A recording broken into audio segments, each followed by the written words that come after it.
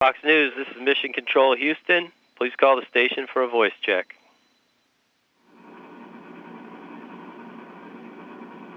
Houston, this is station. We're ready. Fox News, this is Mission Control Houston. Please call station for a voice check. Station, this is Fox News. Fox How do you News, hear me? We have you loud and clear.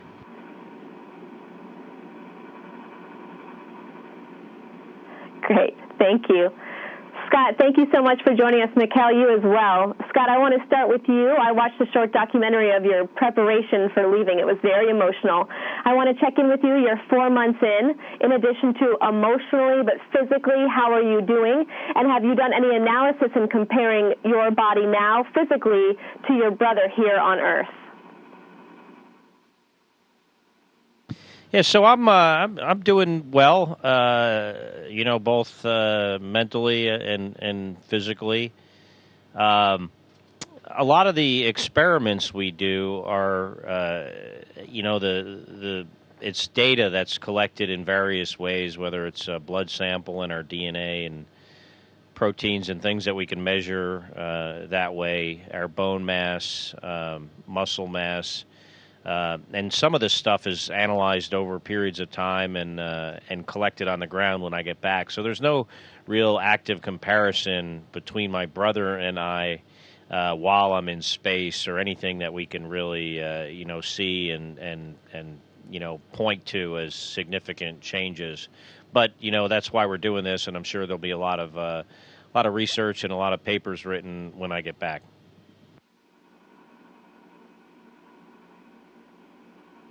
Absolutely, and I want to talk to you a little bit about, just physically being away from your family. How often are you able to talk to them on a daily basis? Tell me about, any access to social media. I mean, a year is a really long time. Yeah, it is a long time, and we're 1/3 of the way into this, and I think Misha would agree. We both feel like we've been up here for a really long time, like you said, and we got 2/3 in front of us. But we have a very good capability to connect with friends and family at home via a telephone that works pretty good, and it's available about 75-80% of the time. In the course of an hour, we may have 50 minutes, sometimes a full hour of availability. There's also email, and it's it's connected real time. The email is, as long as we have this KU band antenna capability that provides us with the phone, and we also have internet connection. Even though it's slow, it still allows us to get on the internet and maybe look at our ground email accounts or various social media things we can interact with ourselves from the space station. So it's a pretty good capability we have to stay connected with Earth.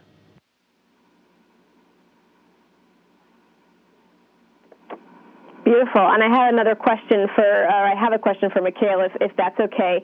Now, Mikhail, I know you were raised in a military family, so you're probably used to moving around quite a bit. So I want to ask you, what is a daily day like for you, obviously as well as Scott, but is it hard for you not to be able to move around and go outside?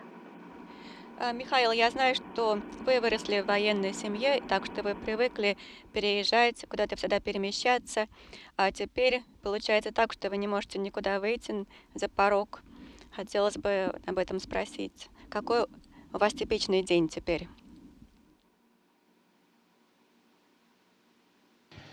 You're absolutely right. I'm a military brat. My father was a military pilot.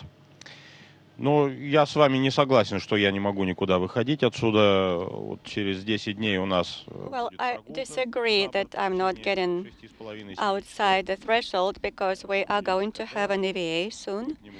So I will be out, airing myself out for about 7 hours. And every day we go around the world, so I can't complain. Everything's wonderful, but thank you for a good question.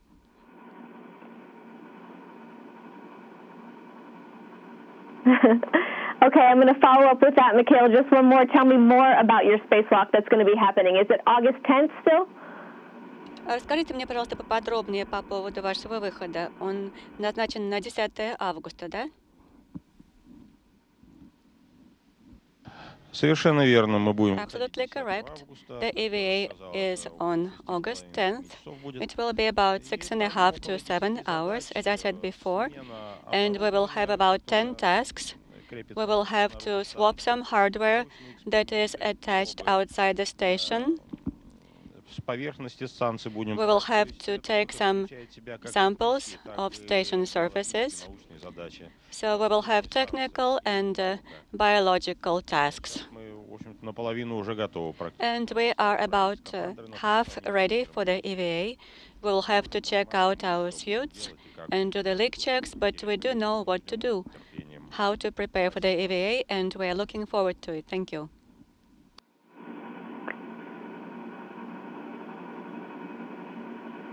Great. Thank you, Scott. I have another question for you. We've been following your career as well as your brother's. How does this mission differ from missions in years past? And can you give me and our viewers a little details about the crew that's up there with you? You know, all my flights have been different. The first three, each of them was a lot different. I was a pilot on a space shuttle mission to the Hubble Space Telescope, and then I was the commander of the space shuttle to the space station. This space station, obviously, for a space station assembly flight, and then my last flight was a long duration flight on the space station where I was up here for 159 days. And then, you know, this one in a lot of ways is similar, but in one very significant way, it's much different, and that is it's over twice as long as the last time, and you know, that's like you know, a lot of people realize that makes it somewhat of a challenge, and I recognize that too. But one interesting thing, and that's part of the next part of your question, is it allows me to be up here with a bunch of different people. We had 3 crew members that left almost about a little over 2 months ago, and it was a great experience being up here with them. Samantha Cristoforetti from ESA, Terry Virts from NASA, and Anton Skaplerov. And just recently, about a week ago, we got 3 new crew members that replaced them. Kimi Yui from JAXA, Kjell Lindgren from NASA, and Oleg Kornienko from the Russian Space Agency. And in about a month, we're going to have 3 more people come up here, and we'll have a crew of 9. And then eventually the 3 guys that have got up here will leave after their 6-month stint is over, and we'll get more crew members. So, you know, by the whole time we're here, Misha and I will be up here with 13 different people, which makes it, you know, a much richer experience being able to share this great space station with so many varied people from a bunch of different countries.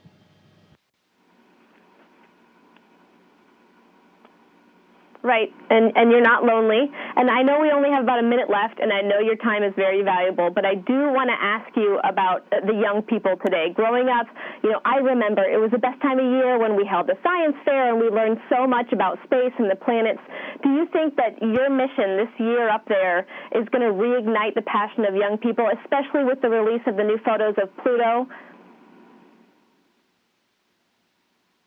Well, you know, I hope, not only what Misha and I are doing here, but, you know, our entire program, the International Space Station program, as well as the other thing, like, you know, you mentioned the science mission to Pluto. What we do is very, very challenging, and it's, it's got some risk. It's got great rewards. And I hope, you know, people look at this flight and, NASA's experience in general with the international partnership as something to motivate kids to do things that are challenging and hard and then be successful at them and proud of themselves for it.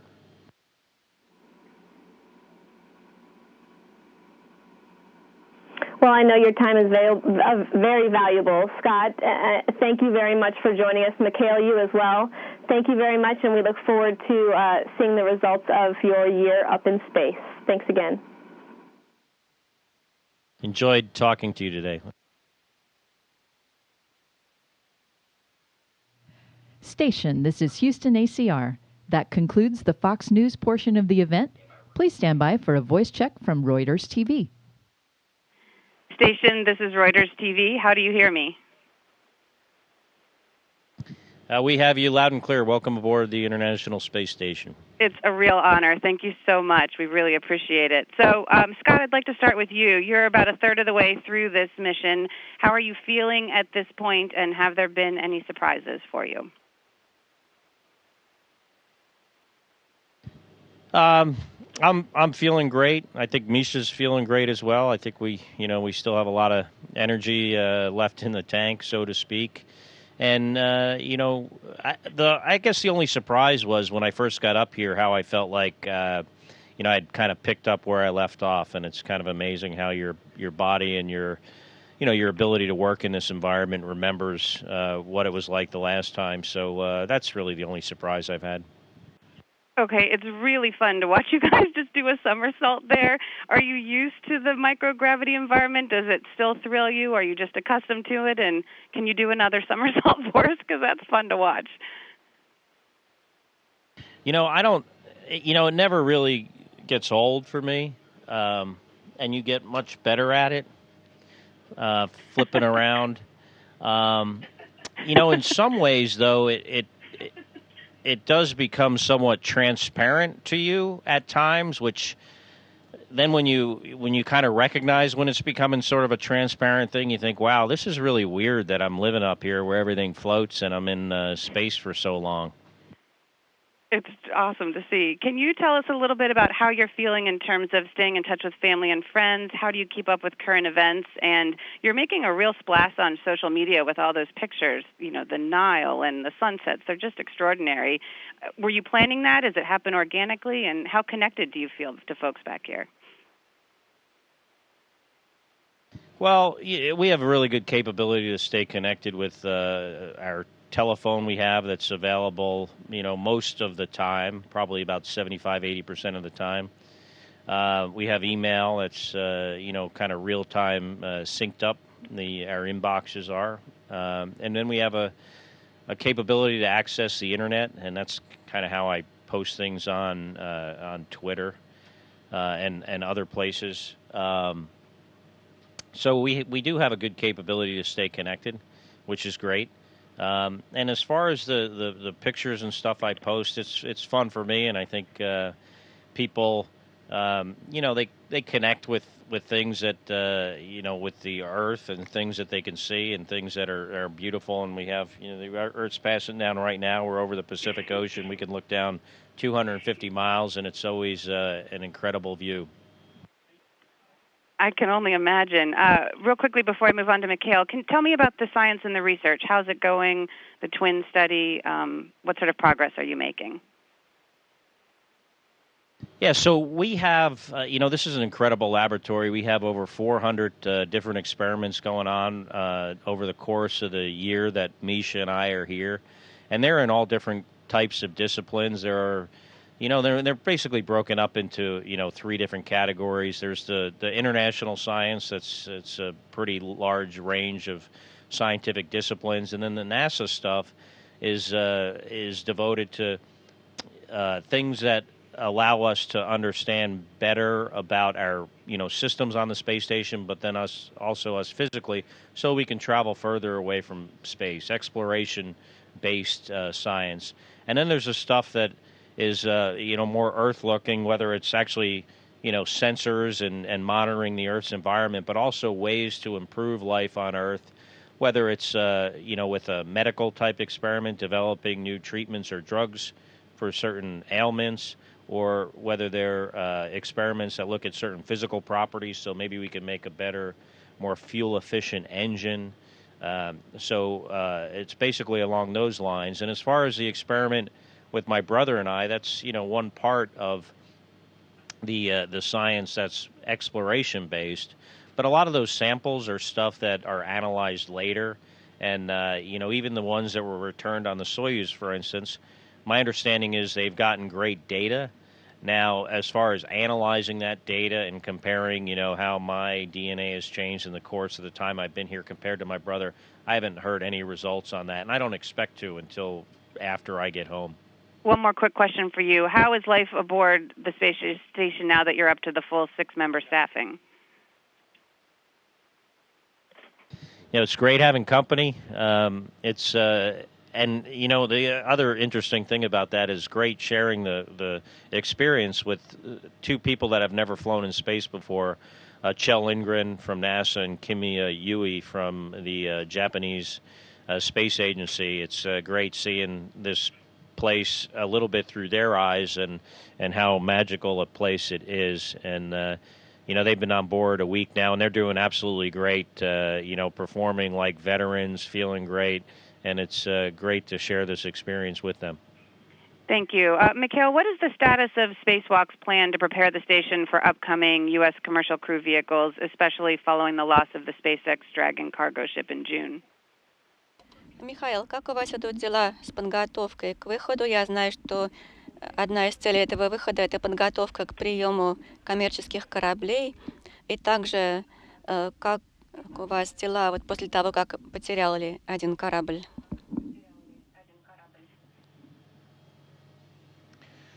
У нас выход будет где-то дней через 10. The EVA will be in about 10 days, August 10th.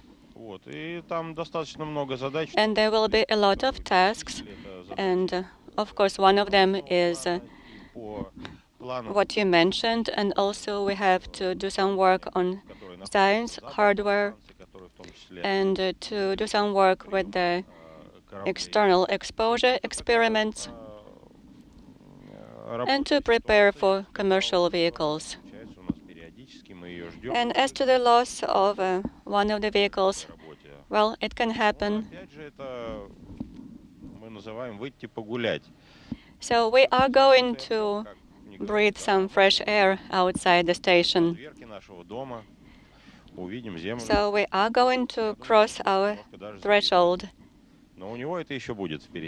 I think the others who are not doing the EVA are a bit envious, but they will be their turn. Able to send a supply ship in July. What impacts have you felt from the back-to-back losses of those cargo shipments in April and June?